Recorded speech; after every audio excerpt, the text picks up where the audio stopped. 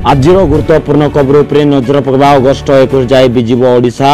ବଙ୍ଗୋପସାଗରରେ ସୃଷ୍ଟି ହୋଇଥିବା ଲଘୁଚାପ ପ୍ରଭାବରେ ଓଡ଼ିଶାର ପ୍ରବଳ ବର୍ଷା ସମ୍ଭାବନା ରହିଛି। ଅଗଷ୍ଟ 21 ତାରିଖ ଯାଏ ବିଭିନ୍ନ ଜିଲ୍ଲାରେ ବିଜୁଳି ଘଡ଼ଘଡ଼ି ସହ ପ୍ରବଳ ବର୍ଷା ପାଇଁ ନେଇ ୱାର୍ଣ୍ଣିଂ ଜାରି କରିଛି ଭୁବନେଶ୍ୱର ସ୍ଥିତ ଆଞ୍ଚଳିକ ପାଣିପାଗ କେନ୍ଦ୍ର। ଆସନ୍ତା 24 ଘଣ୍ଟା ମଧ୍ୟରେ ବିଜୁଳି ଘଡ଼ଘଡ଼ି ସହ ପ୍ରବଳ ବର୍ଷା ପାଇଁ ରାଜ୍ୟରେ 23ଟି ଜିଲ୍ଲାକୁ ୟେଲୋ ୱାର୍ଣ୍ଣିଂ ଜାରି କରାଯାଇଛି।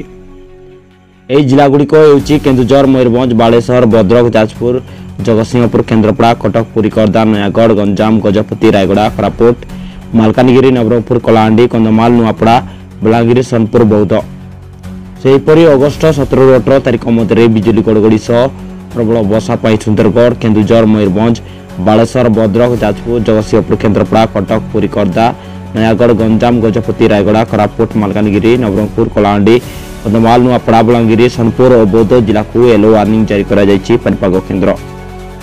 ତେବେ ଅଗଷ୍ଟ 18ରୁ 19 ତାରିଖ ମଧ୍ୟରେ ରାଜ୍ୟର ସମସ୍ତ ଜିଲ୍ଲାକୁ ବିଜୁଳି ଘଡ଼ଘଡ଼ି ସହ ପ୍ରବଳ ବର୍ଷା ଓ ଅତି ପ୍ରବଳ ବର୍ଷା ପାଇଁ ୱାର୍ଣ୍ଣିଂ ଜାରି କରାଯାଇଛି। ମାଲକାନଗିରି, କୋରାପୁଟ ଜିଲ୍ଲାକୁ ଅରେଞ୍ଜ ୱାର୍ଣ୍ଣିଂ ଜାରି କରାଯାଇଥିବା ବେଳେ ଅନ୍ୟ ସମସ୍ତ ଜିଲ୍ଲାକୁ ୟେଲୋ ୱାର୍ଣ୍ଣିଂ ଜାରି କରାଯାଇଛି। ସେହିପରି 29ରୁ 20 ତାରିଖ ମଧ୍ୟରେ ବିଜୁଳି ଘଡ଼ଘଡ଼ି ସହ ପ୍ରବଳ ଅତି ପ୍ରବଳ ବର୍ଷା ପାଇଁ କୋରାପୁଟ, କଳାହାଣ୍ଡି ଜିଲ୍ଲାକୁ ଅରେଞ୍ଜ ୱାର୍ଣ୍ଣିଂ ଜାରି କରାଯାଇଥିବା ବେଳେ ରାଜ୍ୟର ଅନ୍ୟ ସମସ୍ତ ଜିଲ୍ଲାକୁ ୟେଲୋ ୱାର୍ଣ୍ଣିଂ ଜାରି କରାଯାଇଛି।